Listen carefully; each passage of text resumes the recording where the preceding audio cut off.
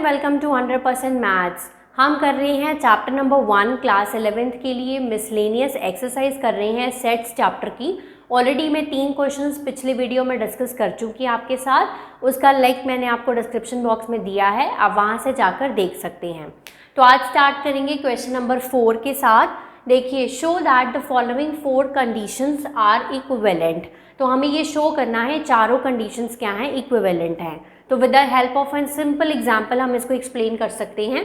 देखो, लेट ए सेट मान लिया 1,2, बी सेट में 3 एलिमेंट्स है 1, 2, 3। तो सबसे पहले देखेंगे ए है सबसेट बी का। यस, देखो A is a subset of B because every element of A is present in set B, क्योंकि सारे एलिमेंट्स ए के बी में भी प्रेजेंट हैं। So A is a subset of B. First condition यहाँ से होगी प्रूफ। देन सेकेंड, आप रीजन साथ में लिख सकते हैं because every element of set A is present in set B. Then A minus B calculate करते हैं। सो ए माइनस बी क्या होगा, वो एलिमेंट्स लेने हैं जो ए में हैं बी में नहीं हैं। तो ए के तो सभी एलिमेंट्स बी में हैं क्योंकि ए तो सबसेट है बी का, तो इसमें कोई भी एलिमेंट नहीं होगा। ए माइनस बी जो होगा वो एम्प्टी होगा because no element is present in, extra element कोई नहीं है ए में, है ना। Next, A union B calculate करो। ए यूनियन बी क्या आएगा, 1, 2, 3 आएगा, ठीक है। और ये किसका सेट बन गया, बी का सेट बन गया। आ गया ए यूनियन बी के इक्वल, बिल्कुल ठीक है। Fourth part, A intersection B calculate करो। ए इंटरसेक्शन बी क्या आएगा, 1, 2 that is equal to set A. ये भी इक्वेशन जो है वो सही प्रूव हो गई। तो इस तरह से आपको ये चारों कंडीशंस जो हैं वो इक्विवेलेंट प्रूव करनी है with the help of a simple example. Then question number 5, show that if A is a subset of B, then C minus B is subset of C minus A। पहले मैं इसको दूसरी तरह से करवाऊंगी आपको, फिर with the help of example समझाऊंगी, ठीक है। तो सबसे पहले मान लेते हैं कि हमें गिवन है, देखो A is a subset of B, तो 2 सेट्स लिए हैं A और B। तो मतलब क्या है, A जो है वो सबसेट है B का, ठीक है। हमें प्रूफ करना है C माइनस B जो है it is a subset of C minus A। कैसे प्रूफ करेंगे, देखो मान लेते हैं कोई x एलिमेंट है जो कि C माइनस बी को बिलोंग कर रहा है। मान लिया x जो कोई एलिमेंट है that belongs to C minus B. यहाँ से आ गया C माइनस बी का मतलब क्या है, वो एलिमेंट C में तो है बट B में नहीं है। यही मतलब होता है ना, नॉर्मली अगर हमने A माइनस बी लिखा होता है तो उसका मतलब होता है वो एलिमेंट A में प्रेजेंट है बट B में प्रेजेंट नहीं है। द सेम वे इस सेट के लिए C में वो प्रेजेंट है and x does not belongs to b, मतलब x जो एलिमेंट है वो C में है बट B में नहीं है, राइट। अब हमें गिवन था A जो है वो सबसेट है B का, है ना। जो एलिमेंट B में नहीं है वो A में कैसे हो सकता है, क्योंकि A तो है सबसेट B का, इसीलिए जो एलिमेंट B में नहीं है तो एलिमेंट A में भी नहीं होगा क्योंकि A सबसेट है B का। सबसेट का मतलब होता है उसके सारे एलिमेंट B में प्रेजेंट होंगे, तो अगर B में ही नहीं है तो A में कैसे होगा। तो यहाँ से ये कंक्लूजन निकल गया। अब वो एलिमेंट C में है A में नहीं है ना। यहाँ से हमने कंक्लूजन निकाला ना, A में नहीं है वो element, that means x belongs to C minus A, ठीक है। ये हमने यहाँ से प्रूव कर दिया कि C माइनस बी से स्टार्ट किया था, C माइनस A पे पहुँच गए हम। अब जो एलिमेंट है वो C माइनस बी में है और C माइनस A में है, that means C minus B is a subset of C minus A। अब इसको with the help of example solve करते हैं। लेट मान लेते हैं A सेट है 1, 2, B सेट है 1, 2, 3, ठीक है। ऐसा क्यों लिया, क्योंकि A सबसेट है B का, है ना। यहाँ से हो गया। अब एक C हम सेट लेंगे जिसमें 4 एलिमेंट होंगे 1, 2, 3, 4, ठीक है। अब हम कैलकुलेट करते हैं C माइनस बी और C माइनस A। सबसे पहले C माइनस बी, तो वो एलिमेंट C में होना चाहिए बट B में नहीं होना चाहिए। तो C में एक्स्ट्रा एलिमेंट कौन सा है, 4 है। C माइनस बी क्या आ गया, 4 आ गया। Then C minus A calculate करो। C और A का, वो एलिमेंट C में होना चाहिए बट A में नहीं होना चाहिए। तो कॉमन एलिमेंट 1, 2 कैंसिल करके जो एक्स्ट्रा एलिमेंट C में है वो क्या है, 3, 4 यहाँ पे आ गया। अब देखो आप खुद ही देख सकते हो 4 जो है सबसेट है 3 4 का, यानी कि हम यहाँ से लिख सकते हैं C minus B is a subset of C minus A. तो इस तरह से आप रफली इसको रफ में ऐसे एक्सप्लेन करके अपने आप को दिखा सकते हैं, बट जो सोल्यूशन है वो आपको इस तरह से करना है। So moving to question number 6, अब यहाँ पर देखिए assume that power set of A is equal to power set of B, show that A is equal to B. अब इसने गिवन है कि अगर दो सेट्स के पावर सेट्स इक्वल हों तो क्या वो सेट्स भी इक्वल होने चाहिए, तो हमें ये शो करना है, ठीक है बेसिकली। तो मैंने लास्ट वीडियो में आपको बताया था थर्ड क्वेश्चन में कि अगर दो सेट्स को इक्वल प्रूव करना हो तो हमें प्रूव करना पड़ता है वो एक दूसरे के क्या हैं, सबसेट्स हैं, ठीक है, कि ए सबसेट है बी का, बी सबसेट है ए का, तभी वो इक्वल होते हैं, ठीक है। मान लेते हैं कि हमारे पास एक सेट है ए जिसमें 1 2 एलिमेंट है और बी सेट में भी 1 2 एलिमेंट है। अब यहाँ से देखो ए जो है it is a subset of B and B is a subset of A, and so we can conclude from here is A is equal to B है, ठीक है ना। एक दूसरे के सबसेट्स होंगे तभी वो इक्वल होंगे। सो इसीलिए जब भी कोई दो सेट्स को इक्वल प्रूव करना हो तो दोनों को सबसेट्स प्रूव कर दो कि वो एक दूसरे के क्या हैं, सबसेट्स हैं, राइट।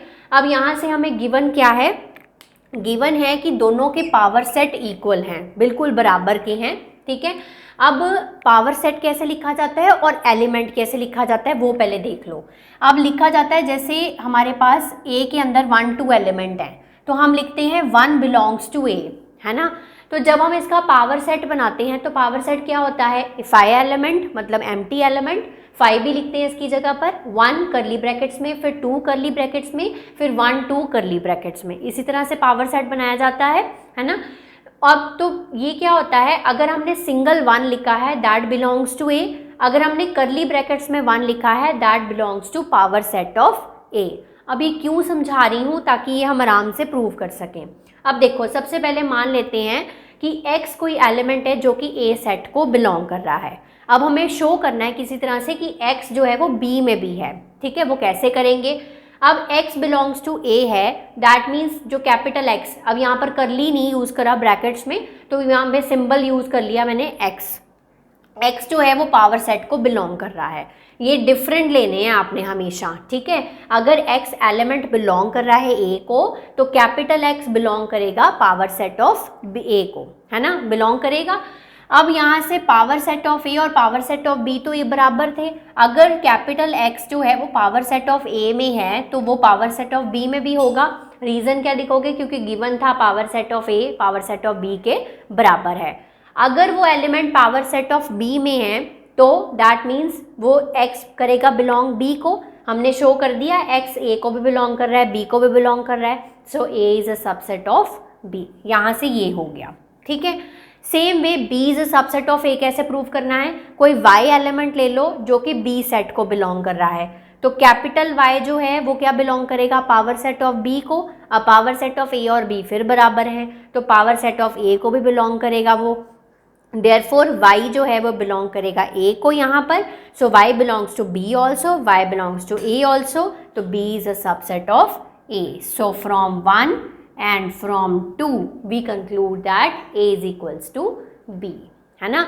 तो इसी तरह से आपको ये क्वेश्चन को प्रूव करना है।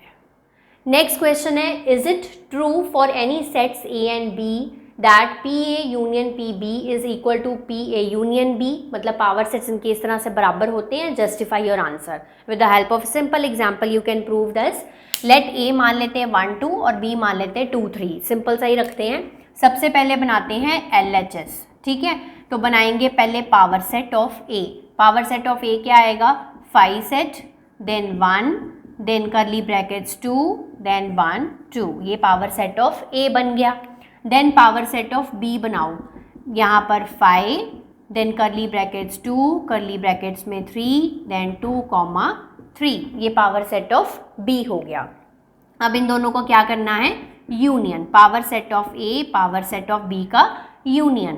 तो यूनियन करेंगे तो 5 सिंगल टाइम लिख लेंगे, देन 1 देन 2 भी सिंगल टाइम आ जाएगा, देन 3 देन 1 2 देन 2 3, ये पावर सेट बन गया A यूनियन बी का, sorry A power set of A union power set of B. ठीक है, अब हम राइट हैंड साइड सॉल्व करते हैं RHS।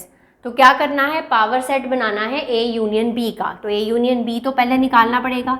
सो ए यूनियन बी क्या आ गया आपके पास, 1 2 3 ये आ गया। ठीक है, अब इसका पावर सेट बनाते हैं, power set of A union B.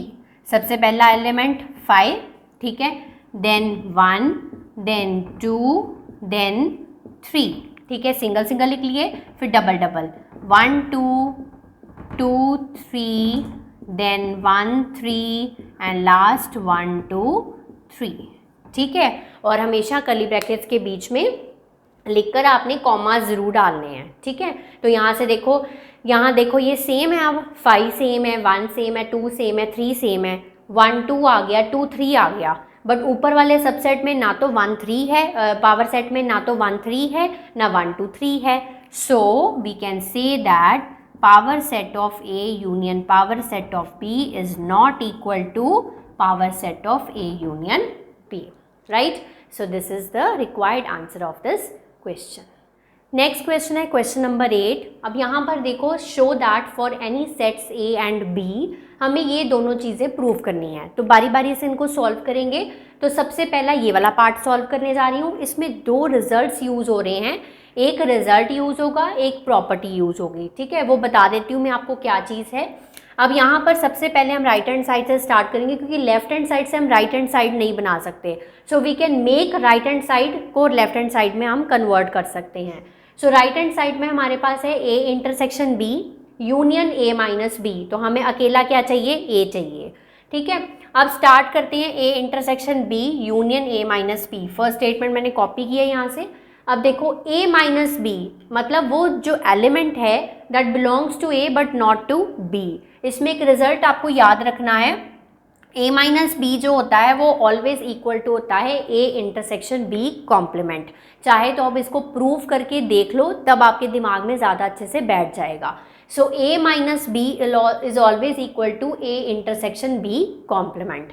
तो यहाँ पर मैंने वो वैल्यू जो है, मतलब वो रिजल्ट जो है वो पुट डाउन कर दिया है, ए इंटरसेक्शन बी कॉम्प्लीमेंट। बाकी सारा स्टेटमेंट वैसे ही रहने दिया, A intersection B union A intersection B complement. अब यहाँ से हम डिस्ट्रीब्यूटिव प्रॉपर्टी यूज़ करेंगे। क्यों यूज़ कर सकते हैं, क्योंकि यहाँ पे देखो ए बी है और यहाँ पर ए सेम सेट है, फिर बी कॉम्प्लीमेंट है। यूजुअली हमारी डिस्ट्रीब्यूटिव प्रॉपर्टी होती क्या है, वो ये होती है। ठीक है, ये आपको पता है कि A intersection B union C, यही होता है ना, दोनों साइंस इकट्ठे यूज होते हैं डिस्ट्रीब्यूटिव प्रॉपर्टी में। तो यहाँ पर A intersection B union C, तो कैसे होती है डिस्ट्रीब्यूटिव प्रॉपर्टी, ऐसे A intersection B then union ये वाला साइन, ठीक है, विद ए इंटरसेक्शन सी, इस तरह से होती है। ठीक है, एक बार दोबारा से बता देती हूँ। यहाँ से देखो, सबसे पहले ए इंटरसेक्शन बी, फिर ये वाला sign union, then A intersection C, ये होती है। अब बेसिकली हमें ये चीज़ गिवन है और ये चीज़ हमें यहाँ से क्रिएट कर लेनी है। देखो, A intersection B union A intersection B complement, ये गिवन है, यहाँ से मैंने ये लिख लिया। अब यहाँ से क्या बनाना है हमें, ए फिर इंटरसेक्शन फिर बी फिर यूनियन फिर सी, सी नहीं है यहाँ पर, बी कॉम्प्लीमेंट है तो बी कॉम्प्लीमेंट लिख दिया, ये डिस्ट्रीब्यूटिव प्रॉपर्टी लगा दी। यहाँ से आ गया मेरे पास A intersection B union B complement. अब बी यूनियन बी कॉम्प्लीमेंट क्या होता है, खुद सोचो। ऑलवेज कॉम्प्लीमेंट जो होता है with respect to universal set calculate होता है। सो बी और बी यूनियन का बी और बी कॉम्प्लीमेंट का जो यूनियन है वो क्या होगा, यूनिवर्सल सेट होगा, है ना। किसी भी सेट का उसके कॉम्प्लीमेंट के साथ यूनियन जो है वो हमेशा यूनिवर्सल सेट होता है। चाहे यहाँ पर ए यूनियन ए कॉम्प्लीमेंट होता तब भी ए आना था, अब बी यूनियन बी कॉम्प्लीमेंट है तो यूनिवर्सल सेट ही आएगा। तो ए इंटरसेक्शन यू, अब किसी का इंटरसेक्शन अगर हम यूनिवर्सल सेट के साथ कर रहे हैं तो आंसर क्या आएगा, खुद वो सेट होगा, यानी कि ए होगा। This is equal to LHS। थोड़ा सा कॉम्प्लिकेटेड है, बट अगर आप इसको अंडरस्टैंड करके 2-3 बार लिख कर देखेंगे तो आपको ज़रूर समझ में आ जाएगा। दूसरा पार्ट इसका और भी आसान हो जाएगा अगर पहला समझ आ गया है तो। अब देखो, A union B minus A is equal to A union B. So I am starting with LHS, ठीक है। अभी मैंने थोड़ी देर पहले आपको बताया था एक रिजल्ट a माइनस बी को कैसे लिखते हैं, a इंटरसेक्शन b कॉम्प्लीमेंट लिखते हैं। अगर उल्टा आ जाए b माइनस a आ जाए वैसे लिख लेना है, b इंटरसेक्शन a कॉम्प्लीमेंट, सिर्फ सेट से उल्टे करने हैं आपने, b intersection a complement. Then आप देख सकते हैं यहाँ पर डिस्ट्रीब्यूटिव प्रॉपर्टी लग सकती है क्योंकि 3 सेट्स हैं a b a कॉम्प्लीमेंट। ये चीज़ गिवन है, ये चीज़ बनानी है। कैसे बनाओगे, सबसे पहले a यूनियन b, ठीक है, फिर ये वाला साइन इंटरसेक्शन का, then a union a complement, right. एक बार फिर से देखो, a यूनियन b, ठीक है, फिर ये वाला sign intersection, then a union a complement. अब a और a यूनियन का कॉम्प्लीमेंट, a और a कॉम्प्लीमेंट का यूनियन क्या होता है, अभी मैंने बताया था थोड़ी देर पहले, किसी भी सेट के कॉम्प्लीमेंट के साथ उसका यूनियन हो, आंसर इज यूनिवर्सल सेट। इधर क्या आएगा, a union b intersection universal set. अब किसी का सेट के यूनिवर्सल सेट के साथ इंटरसेक्शन करोगे तो वो खुद क्या होगा, a यूनियन b आंसर होगा। So it is equal to a union b, this is equal to right hand side, so hence proved. So I hope आपको थोड़े से ये क्वेश्चन समझ में आ गए होंगे, but you need more practice for this. Next जो क्वेश्चंस हैं वो नेक्स्ट वीडियो में कवर करेंगे। आई ट्राई कि नेक्स्ट वीडियो में ये एक्सरसाइज और ये चैप्टर दोनों कंप्लीट हो जाएं। कोई डाउट आता है तो कमेंट सेक्शन में आप कमेंट कर सकते हैं, मैं उसका आंसर आपको ज़रूर दूंगी। तब तक आप इसको प्रैक्टिस करिए, रिवाइज करिए। Have a nice day to all of you.